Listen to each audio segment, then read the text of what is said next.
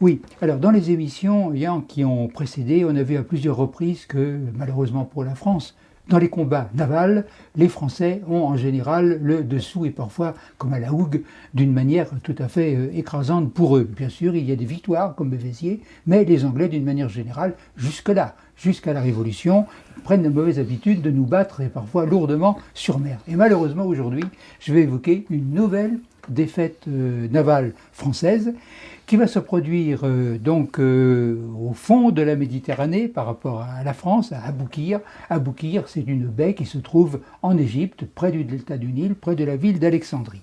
Alors, pourquoi une bataille navale entre la France et l'Angleterre? On s'étonne évidemment, on peut s'étonner de la localisation de cette bataille navale. Alors, ça s'explique aisément. Ça s'explique par une expression, l'expédition d'Égypte.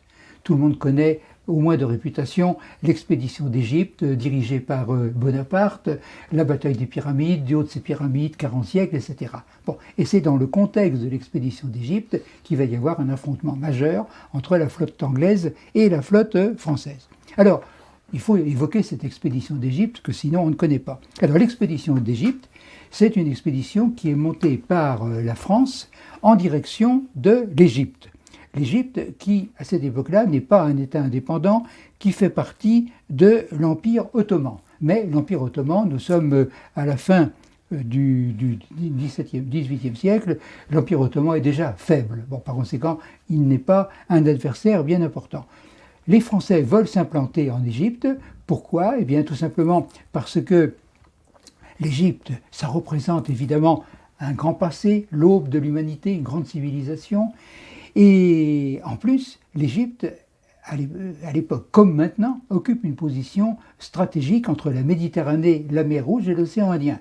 Le canal de Suez n'est pas percé, bien entendu, mais pour les Anglais, il y a ce hiatus évidemment du canal de Suez, mais c'est la route, les Anglais sont en train de se constituer un empire important aux Indes, on le sait, et donc le passage par l'isthme de Suez, même s'il n'y a pas le canal, c'est un passage qui est l'itinéraire le plus court entre l'Europe occidentale, donc l'Angleterre, et puis l'Inde. Bien. Alors donc, importance stratégique de l'Égypte. Alors voilà pourquoi le directoire qui dirige la France, après donc bien sûr la Convention, le directoire, un gouvernement partagé qui n'a pas un tonus tout à fait extraordinaire, voit une expédition en Égypte. Pourquoi?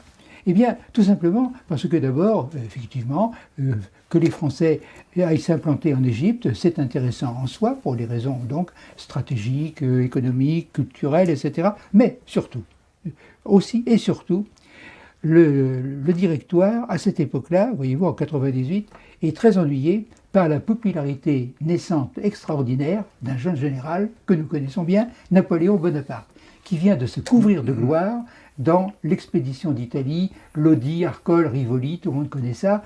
Il a une popularité extraordinaire et les directeurs, comme il n'y a pas de personnalité marquante dans le directoire, le nom dit bien ce qu'il veut, c'est un pouvoir collectif faible, les directeurs ont très peur des ambitions de Napoléon Bonaparte. Et par conséquent, comme ils savent que Napoléon Bonaparte, homme très cultivé, est intéressé par l'Égypte, il lui donne et il accepte le commandement de cette expédition, voyez-vous, en pensant s'en débarrasser. Pendant qu'il sera en Égypte, le temps qu'il y aille, qu'il fasse le nécessaire là-bas et qu'il revienne, pendant ce temps-là, le directoire en France sera tranquille. Alors donc, embarrassé par la popularité de Bonaparte, le directoire expédie donc ce Bonaparte en Égypte.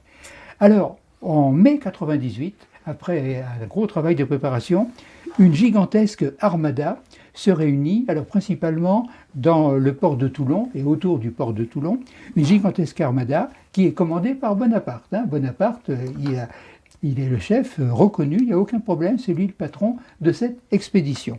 Alors cette expédition, elle comprend non pas 10, 20, 30, 40 navires, elle comprend 400 navires. Wow. 400 navires, oui, mais alors, dont seulement, mais c'est déjà beaucoup, 27 navires de guerre. Donc c'est une flotte de guerre importante qui est là pour protéger le reste, la grosse masse des bateaux.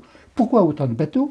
Eh bien tout simplement parce qu'on sait qu'il y a des œuvres d'art susceptibles d'être ramenées d'Égypte, et puis surtout, on sait qu'attention, l'Égypte, c'est un pays qui va se défendre. Il y a des troupes ottomanes, les Mamelouks, etc., qui sont plus ou moins en bisbille avec les Ottomans, mais Ottomans, naturellement Mamelouks d'Égypte, ne voit pas du tout ce que les Français viennent faire là. Donc on s'attend à ce qu'il y ait de la résistance. Alors donc, il y a un corps expéditionnaire qui comporte environ 40 000 soldats. Il y a 40 000 soldats dans ces 400 navires.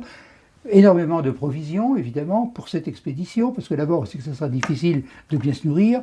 Donc 400 navires, dont 27 de guerre, avec 10 000 marins français, 10 000 marins, bon, et puis 40 000 soldats. Et ce qui est tout à fait typique, c'est que si on fait le compte dans cette expédition des savants, des cartographes, des dessinateurs, la photo n'existe pas encore, des géomètres embarqués, on arrive au chiffre de 150. Donc ces 150 spécialistes, vous voyez pourquoi ils sont embarqués, pour évidemment obtenir le plus de renseignements possible sur l'Égypte et puis en faire profiter ensuite la France. Alors, le voyage aller, ça va être un jeu de cache-cache. C'est-à-dire, même maintenant, on a du mal à comprendre comment la flotte anglaise, qui était commandée pourtant par un certain Nelson, l'amiral Nelson, Horatio Nelson, qui va s'illustrer plus tard et qui est déjà reconnu pour sa valeur, on se demande comment il n'a pas pu intercepter la flotte française. Parce que 400 navires qui partent de Toulon et qui traversent toute la Méditerranée, ça devait se voir, mais à l'époque, il n'y avait pas le radar, etc. Ouais. Alors, un peu par miracle, la flotte française, voyez-vous, échappe aux Anglais de Nelson et il y a le débarquement. Le débarquement à Alexandrie, un très grand port à l'époque, bon, très bien. Et à ce moment-là, donc, la flotte a fait son boulot. La flotte, elle va attendre, parce que bien entendu, il est possible qu'il faille aller chercher des renforts, etc. Et puis, il faut empêcher les Anglais de débarquer. Enfin, donc, la flotte française, après avoir débarqué les troupes, les savants, etc., elle se met au repos. Et alors, à l'intérieur de l'Égypte, alors là, Bonaparte qui a le commandement, Bonaparte, c'est la bataille des Pyramides, et par la suite, ce sont des combats beaucoup plus difficiles, à Saint-Jean d'Acre, etc., où ça se passe pas très bien. Mais enfin, donc, à l'intérieur, bien entendu, par définition, la flotte française n'est plus concernée. Elle attend, elle est au repos. Et où est-elle au repos ? Elle est au repos près d'Alexandrie, dans une baie. Et les bateaux, au lieu d'être disposés, c'est une erreur qui a déjà été faite, souvenez-vous de la bataille de l'Écluse, au début des 200 ans, les bateaux sont très très mal disposés. Au fond de cette baie, ils sont comme dans une nasse. Ils ne peuvent absolument pas manœuvrer. Alors vous pensez bien que Nelson, qui était furieux avec sa flotte d'avoir laissé échapper la flotte française, eh bien Nelson arrive, constate évidemment que la flotte française est là, au repos, et il va essayer de lui régler son compte. Alors, à ce moment-là, si on prend les navires de guerre qui vont se battre les uns contre les autres, on peut noter que la flotte anglaise et la flotte française ont à peu près le même nombre de navires, une quinzaine, mais de grands navires de guerre, hein, des navires à plusieurs ponts, avec des dizaines et parfois plus d'une centaine de canons. Alors donc, les Français et les Anglais, en apparence, en ce qui concerne le nombre de bateaux, sont à peu près à armes égales. Et alors, inévitablement, Nelson n'attend pas, et alors que la victoire des Pyramides a déjà été célébrée en France le 21 juillet, quand elle a été connue, il y a l'allégresse en France, renforcement du prestige de Bonaparte, mais quelques jours après, le 2 août, c'est la catastrophe. Et là, on fait beaucoup moins de bruit sur cette catastrophe en France. De quoi s'agit-il ? Eh bien, Nelson a attaqué et il a remporté une victoire absolument totale. La flotte française, en effet, elle est complètement anéantie. Les 15 bateaux sont incendiés, pris d'assaut, etc. Comme le littoral est tout près, un certain nombre de marins réussissent à se sauver sur terre. Bon, mais enfin, il y a des pertes tout à fait considérables. C'est une victoire anglaise totale. Là, c'est un véritable écrasement de cette flotte française. Alors, on peut se demander pourquoi, puisqu'au départ, les deux flottes étaient à peu près de la même importance. Et bien d'abord, énorme différence dans le commandement. L'amiral français, Bruet, c'est quelqu'un de valeur, mais qui est complètement surclassé par les qualités de commandement et d'animation par l'amiral anglais, Horatio Nelson. Bon, Bruet ne fait pas le poids devant Nelson. Les navires anglais sont, là, on l'a déjà dit, sont plus jeunes que les navires français, et surtout, ils sont mieux commandés. C'est-à-dire qu'il y a une tradition d'excellence du commandement dans la Royal Navy, hein, alors qu'en France, s'il y a eu, on l'a dit récemment, s'il y a eu à un moment donné un très bon commandement, ce commandement avait été complètement dévasté par la Révolution, et les officiers qui étaient parfois improvisés.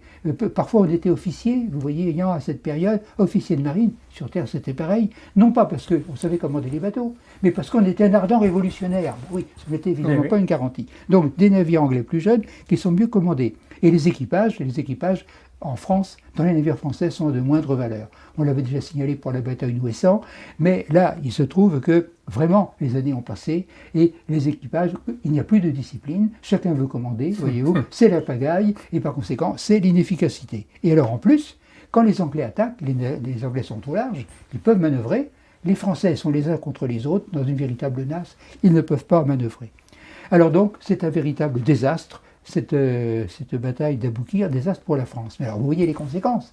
Les conséquences stratégiques sont considérables, parce que cette armée française, ces 40 000 hommes, les savants, etc., qui sont en Égypte, ne peuvent plus rentrer en France, puisque la flotte qui était censée, à un moment donné, les ramener, a été anéantie. Et les Anglais continuent de surveiller, voyez-vous, au cas où. Alors, c'est évidemment une catastrophe pour la France. Alors, comment les choses vont-elles se passer? Elles vont se passer en deux temps. Bonaparte, qui se rend compte que c'est infiniment, surtout avec le désastre d'Aboukir, plus difficile que prévu. Bon, Bonaparte, il va rentrer tout seul. Alors là, tout seul avec, plus exactement, avec son bateau de commandement, son bateau amiral, avec un nouvel amiral, parce que Brueys était mort, mais avec 2-3 bateaux d'accompagnement, c'est une toute mini-escale, alors bon, rapide, qui va essayer de traverser la Méditerranée, pardon.